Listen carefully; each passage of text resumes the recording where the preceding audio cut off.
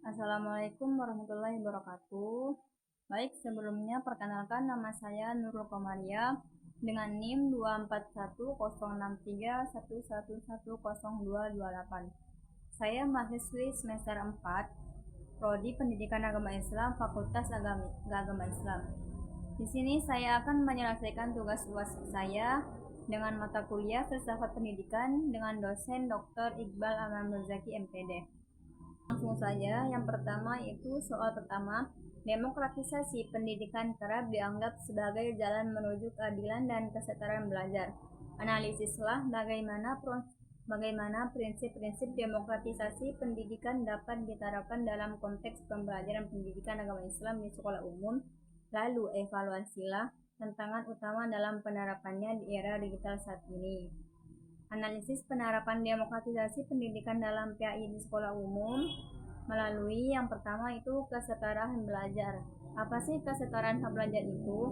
Kesetaraan hak belajar itu yaitu semua siswa mendapat kesempatan yang sama untuk belajar tanpa diskriminasi. Yang kedua, pembelajaran partisipatif dengan melibatkan siswa dalam diskusi, tanya jawab, dan kerja kelompok. Yang ketiga, kebebasan berpendapat dan bertanggung jawab, sehingga siswa dapat menyampaikan pandangan dan berpikir kritis sesuai nilai-nilai Islam. Dan bisa juga dengan penghargaan terhadap keberagaman, baik perbedaan latar belakang maupun pemahaman keagamaan, dan pengembangan potensi siswa dengan mendorong kreativitas, kemandirian, dan pemecahan masalah. Nah, di sini ada tantangannya di era digital. Yang pertama itu maraknya informasi keagamaan yang tidak valid atau hoax, kesenjangan akses teknologi dan internet antar siswa, menurunnya interaksi langsung yang penting dalam pembinaan akhlak, rendahnya literasi digital sehingga siswa mudah terpengaruh informasi yang salah, dan bisa juga pengaruh negatif media sosial yang dapat bertentangan dengan nilai-nilai Islam.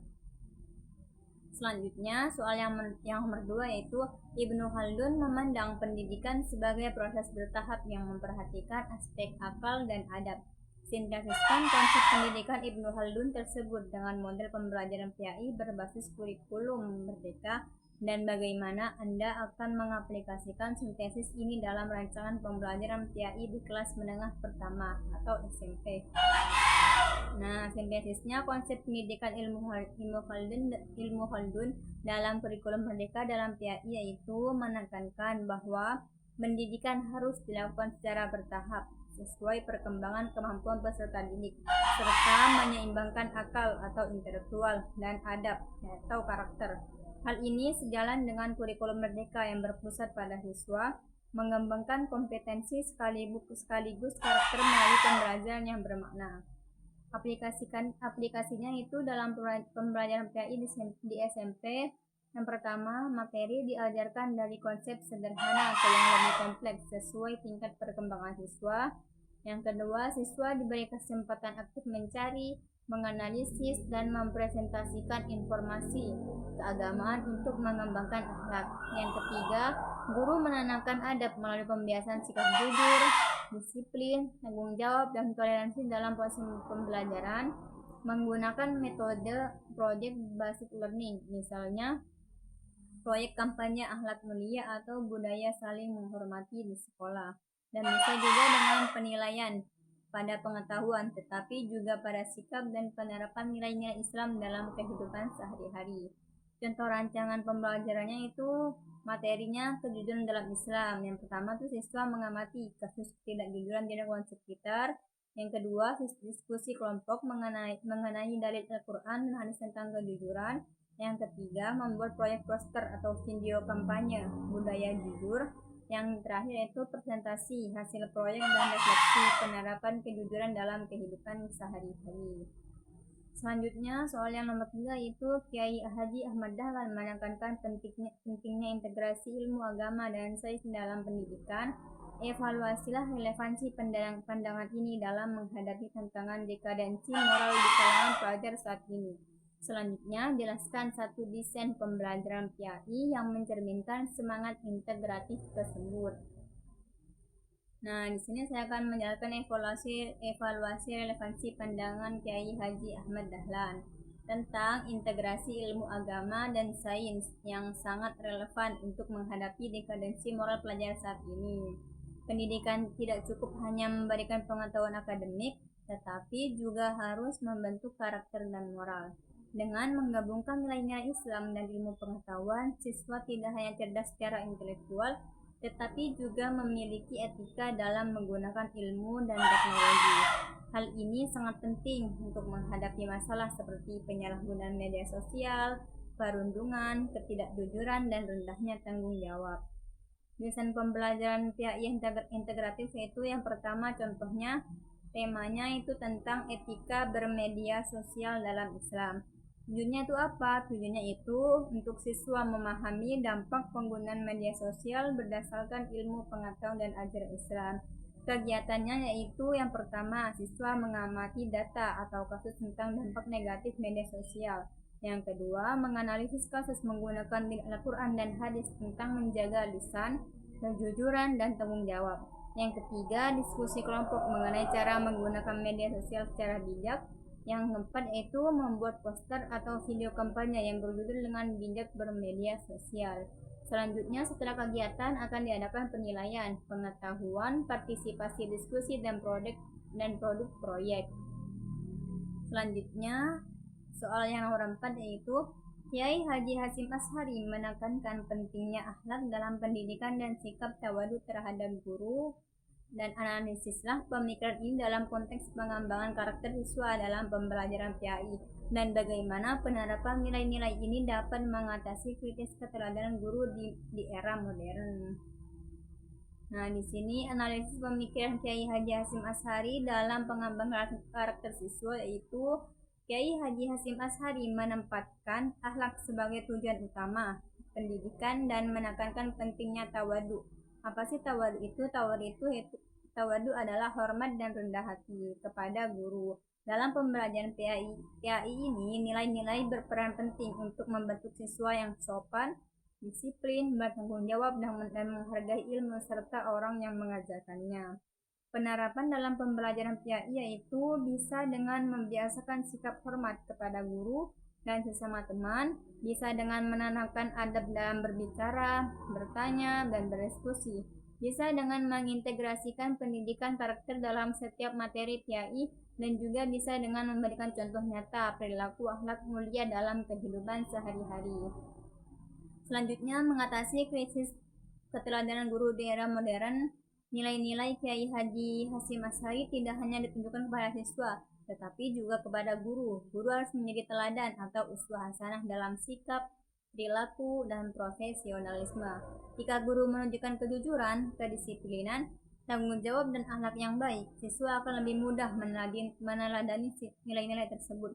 Dengan demikian, hubungan guru dan siswa menjadi lebih harmonis dan pendidikan karakter dapat berjalan secara efektif. Selanjutnya, soal yang nomor 5 yaitu Ahmad Hasan dari Persatuan Islam atau Persis menekankan pentingnya purifikasi ajaran Islam melalui pendidikan yang berbasis pada Al-Quran dan hadis. Analisislah pemikiran ini dalam konteks kurikulum pendidikan agama Islam saat ini.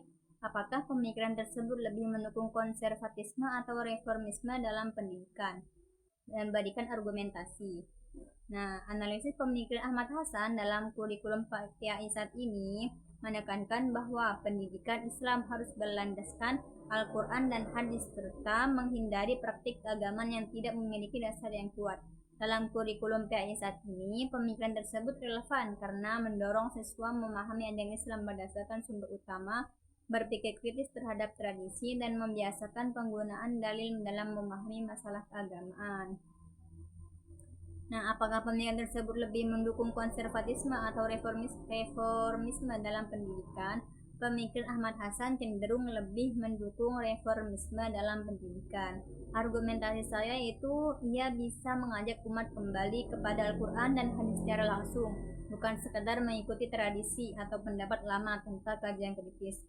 Dan bisa juga menekankan penggunaan akal dan ijtihad dalam memahami persoalan baru yang tidak dijelaskan secara rinci dalam sumber klasik. Dan bisa juga mendorong pembaruan pemikiran Islam agar sesuai dengan perkembangan zaman tanpa meninggalkan prinsip dasar agama. Tetapi terdapat unsur konservatif karena ia tetap mempertahankan kemurnian ajaran Islam dan menolak praktik yang dianggap tidak sesuai dengan Al-Quran dan hadis. Soal yang nomor 6 yaitu ontologi, epistemologi, dan aksiologi merupakan 3 pilar dalam filsafat pendidikan Islam. Buatlah sintesis hubungan antara ketiganya, lalu analisislah bagaimana ketiganya dapat digunakan sebagai landasan dalam menyusun visi dan misi program studi pendidikan agama Islam.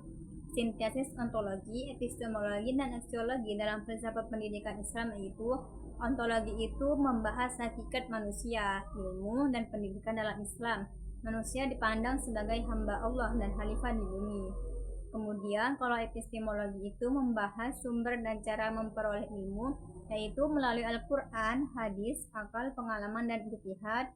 Kalau aksiologi itu membahas tujuan dan nilai penggunaan ilmu, yaitu untuk membentuk insan beriman, berilmu, dan berakhlak mulia dan bermanfaat bagi masyarakat.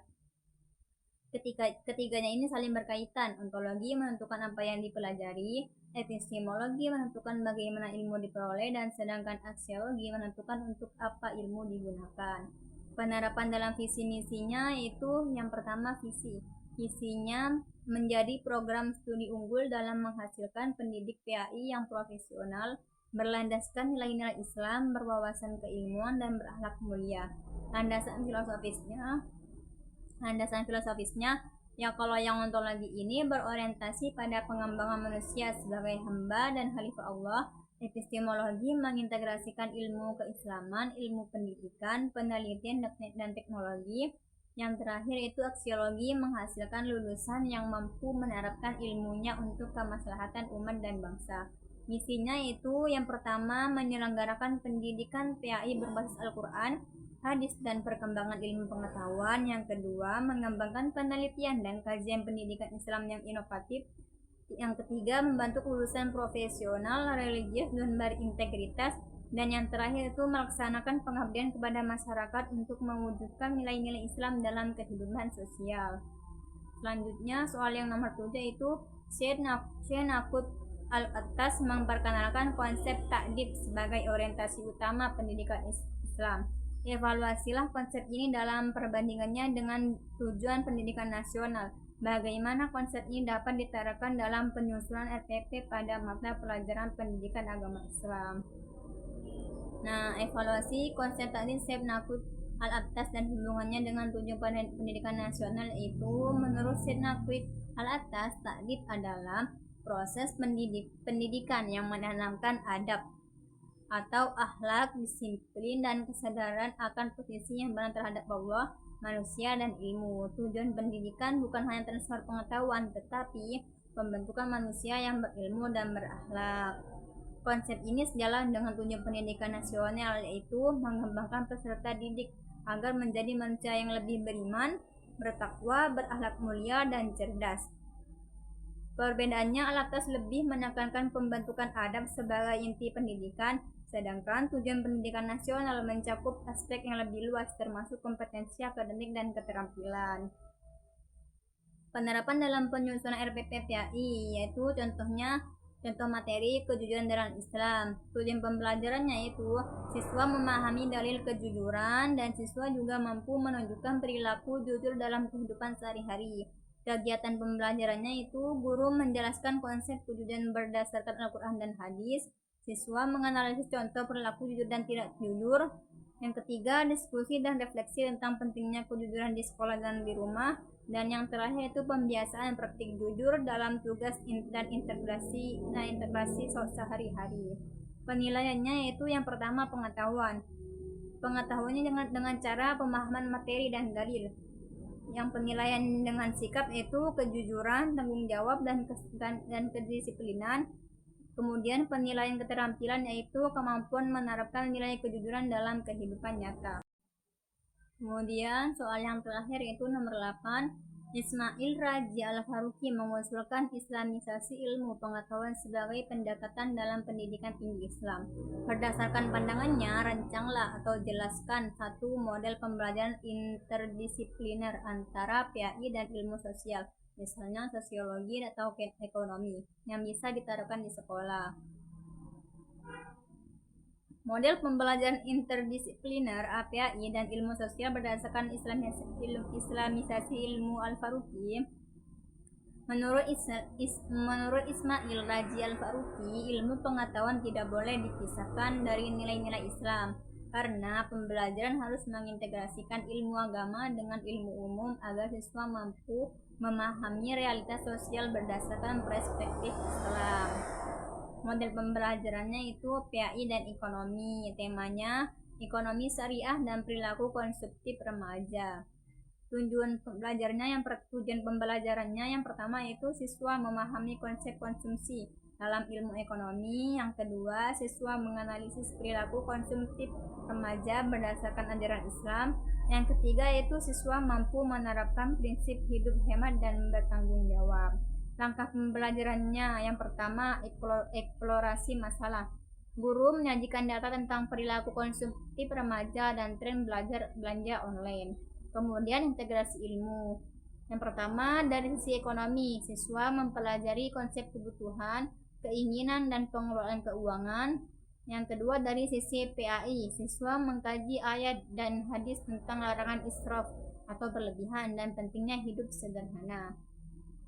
Diskusi kelompoknya itu siswa menganalisis kasus konsumtif di kalangan remaja menggunakan pendekatan ekonomi dan nilai-nilai Islam. Proyeknya itu membuat rencana anggaran keuangan pribadi sesuai prinsip ekonomi syariah.